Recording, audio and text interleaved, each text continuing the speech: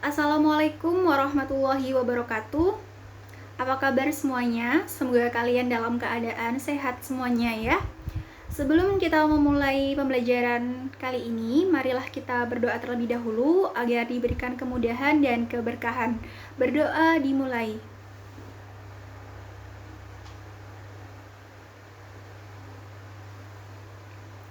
Berdoa selesai.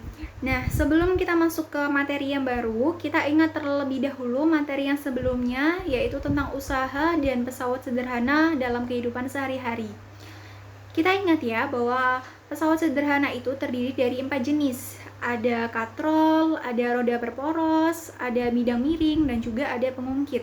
Nah, materi yang akan kita bahas kali ini yaitu tentang struktur dan fungsi tumbuhan. Sebelum kita masuk ke penjelasan materinya, kita harus tahu terlebih dahulu tentang manfaat kita mempelajari materi struktur dan fungsi tumbuhan. Manfaatnya yaitu kita dapat mengetahui struktur dan fungsi akar, batang, daun, bunga, buah, dan biji. Kemudian kita dapat mengetahui struktur dan fungsi jaringan pada tumbuhan. Kita juga dapat mengetahui teknologi yang terinspirasi dari struktur jaringan tumbuhan. Nah, kompetensi yang dicapai dalam materi kali ini yaitu menganalisis keterkaitan struktur jaringan tumbuhan beserta fungsinya serta teknologi yang terinspirasi dari struktur jaringan tumbuhan. Kemudian menyajikan fakta terkait ide teknologi sederhana yang terinspirasi dari struktur jaringan tumbuhan. Kemudian mekanisme pembelajaran kita kali ini yaitu saya akan menjelaskan kepada kalian terkait struktur dan fungsi tumbuhan. Kemudian di akhir nanti kita akan menarik kesimpulan materi yang kita bahas kali ini. Oke, langsung saja kita masuk ke pembahasan materinya.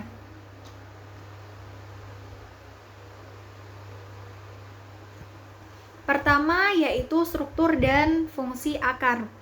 Jadi akar itu merupakan organ tumbuhan yang umumnya berada di bawah permukaan tanah. Tidak memiliki buku-buku, tumbuh ke pusat bumi atau menuju air dan memiliki bentuk meruncing.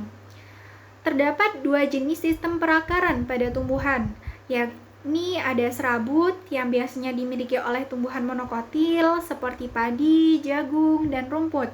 Ada juga akar tunggang yang biasanya dimiliki oleh tumbuhan dikotil, contohnya kacang tanah dan juga mangga.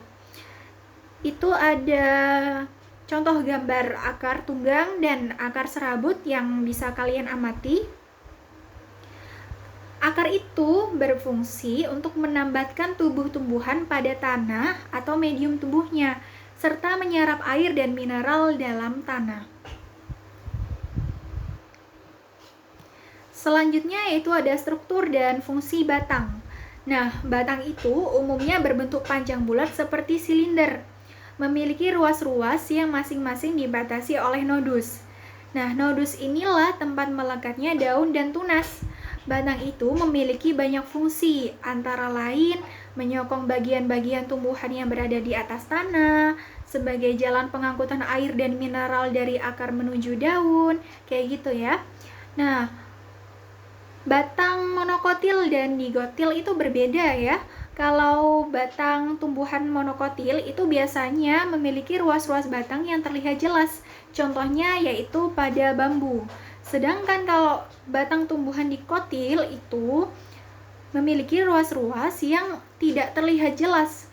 Contohnya adalah pada serikaya. Itu tidak memiliki ruas-ruas batang yang terlihat jelas. Selanjutnya yaitu struktur dan fungsi daun. Jadi daun itu merupakan organ tumbuhan yang menempel pada batang. Nah, biasanya itu berbentuk tipis dan lebar. Daun ini biasanya mengandung zat warna hijau yang dinamakan klorofil. Nah, daun itu memiliki fungsi sebagai alat untuk mengambil gas karbon dioksida yang digunakan sebagai sumber dalam fotosintesis, mengatur penguapan air dan pernapasan tumbuhan. Daun monokotil dan dikotil itu juga berbeda. Jadi kalau daun monokotil itu memiliki peruratan daun yang sejajar, Contohnya daun jagung. Sedangkan kalau daun tumbuhan dikotil itu memiliki peruratan daun yang menjala. Contohnya adalah daun pepaya. Gitu ya. Kemudian ada struktur dan fungsi bunga. Bunga itu merupakan alat reproduksi generatif pada tumbuhan. Bunga biasanya memiliki warna yang menarik, yang fungsinya untuk menarik serangga atau hewan lain yang dapat membantu proses penyerbukan. Nah, secara umum, bunga itu tersusun atas dua bagian utama, yaitu ada perhiasan bunga dan alat reproduksi bunga. Perhiasan bunga itu terdiri dari tangkai, kelopak, dan mahkota, sedangkan alat reproduksi berupa benang sari dan putik. Tumbuhan monokotil itu biasanya mempunyai bagian-bagian bunga seperti kelopak, mahkota, dan benang sari yang berkelipatan 3. Sedangkan kalau dikotil itu memiliki bagian bunga yang berkelipatan 5. Kemudian ada struktur dan fungsi buah dan biji. Di dalam bakal buah itu terdapat satu atau lebih bakal biji. Nah, pada perkembangan selanjutnya, bakal buah akan berkembang menjadi buah, sedangkan bakal biji akan berkembang menjadi biji. Kemudian ada struktur dan fungsi jaringan tumbuhan. Pada jaringan tumbuhan itu terbagi menjadi dua, ada jaringan meristem dan juga jaringan dewasa. Nah, kita bahas terlebih dahulu terkait jaringan meristem. Apa sih jaringan meristem itu? Jadi jaringan meristem itu merupakan jaringan yang sel-selnya aktif membelah diri secara mitosis. Dan hal ini menyebabkan sel-sel tumbuhan semakin bertambah dan menyebabkan tumbuhan mengalami pertambahan tinggi dan volume. Jaringan meristem sendiri dikelompokkan menjadi dua macam, yakni ada meristem primer dan juga meristem sekunder. Meristem primer sendiri merupakan jaringan pada tumbuhan yang sel-selnya aktif membelah. Nah, meristem primer ini umumnya terdapat pada ujung batang dan ujung akar, sehingga menyebabkan pertumbuhan primer pada tumbuhan. Kalau meristem sekunder itu bagaimana?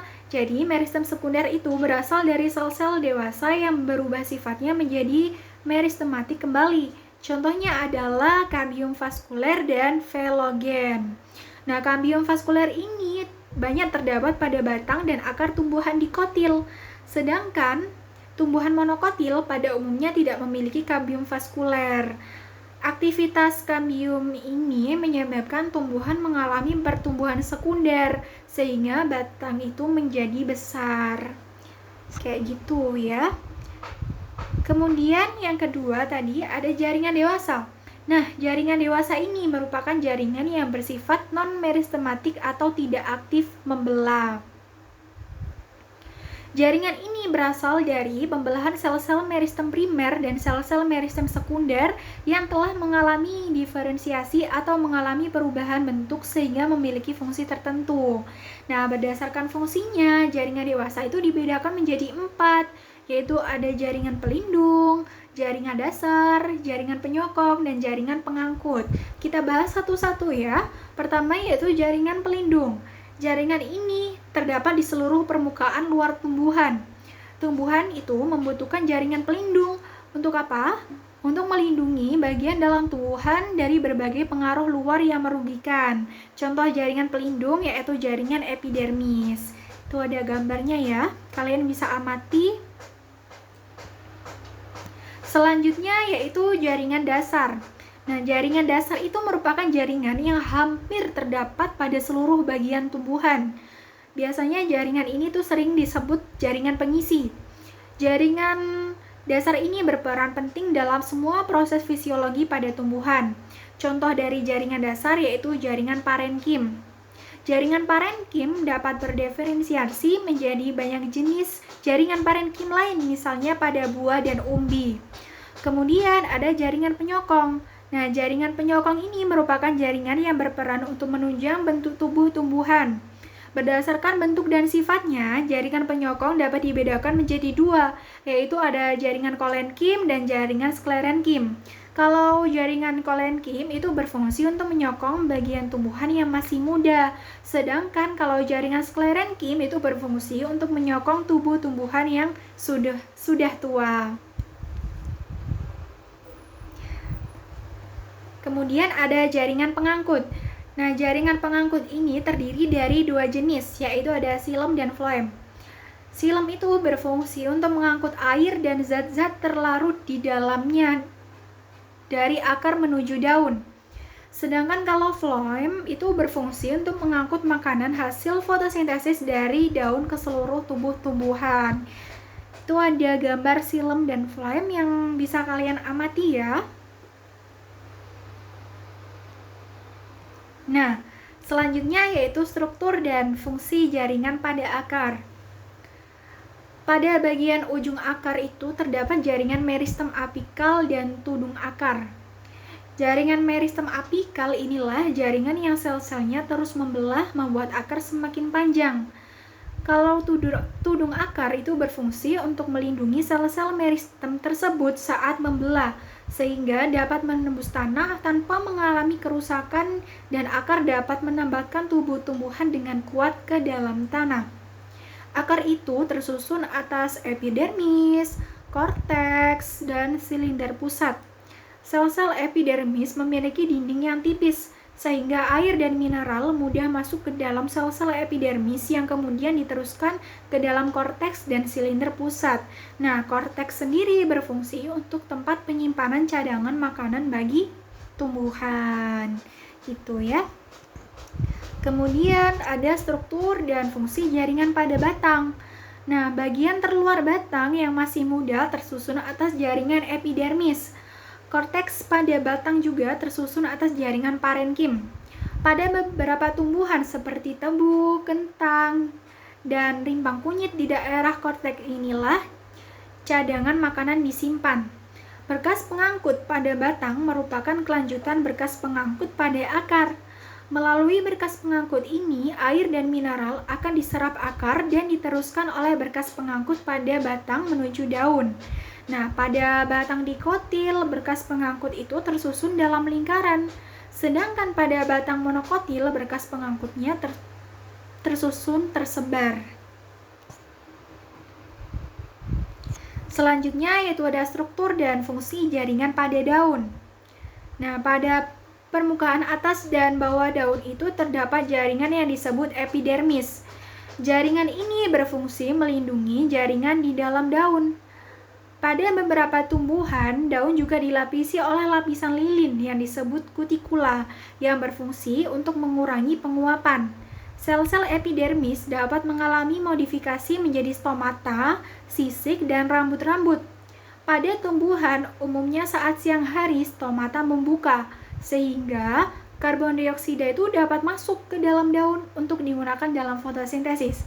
Nah, di dalam daun juga terdapat jaringan silem yang membawa air dan mineral dari batang, dan jaringan floem yang berfungsi membawa hasil fotosintesis dari daun untuk disalurkan ke seluruh tubuh tumbuhan. Lalu apa aja sih teknologi yang terinspirasi dari struktur jaringan tumbuhan? Itu ada panel surya atau solar cell, ada sensor cahaya, ada lapisan pelindung dan penggilap, dan ada alat pemurnian air. Nah, teknologi ini hanya saya kasih penggambarannya saja. Nah, tugas kalian yaitu silakan kalian berkelompok 3 orang untuk mendiskusikan terkait teknologi yang terinspirasi dari struktur jaringan tumbuhan. Silakan kalian cari referensi beberapa sumber, penjelasannya apa terkait teknologinya secara detail, kayak gitu ya.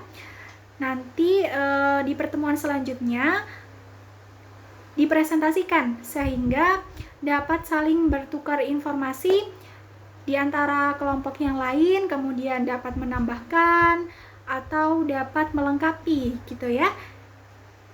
Jadi itu tugasnya, semoga dapat dimengerti dan difahami. Dan sebelum pelajaran ini kita akhiri. Jadi kesimpulan dari pembelajaran kita kali ini yaitu bahwa tumbuhan itu terdiri dari akar, batang, daun, bunga, buah, dan biji. Dan jaringan pada tumbuhan itu terbagi menjadi dua. Ada jaringan meristem dan juga jaringan dewasa. Jaringan meristem sendiri terbagi menjadi dua, yaitu ada meristem primer dan meristem sekunder. Kemudian jaringan dewasa itu terbagi menjadi 4. Ada jaringan pelindung, jaringan dasar, ada jaringan penyokong, ada jaringan pengangkut. Seperti itu ya. Oke, kalau begitu sebelum kita akhiri, agenda kita di pertemuan selanjutnya yaitu presentasi hasil diskusi masing-masing kelompok ya terkait teknologi yang terinspirasi dari struktur jaringan tumbuhan. Seperti itu ya.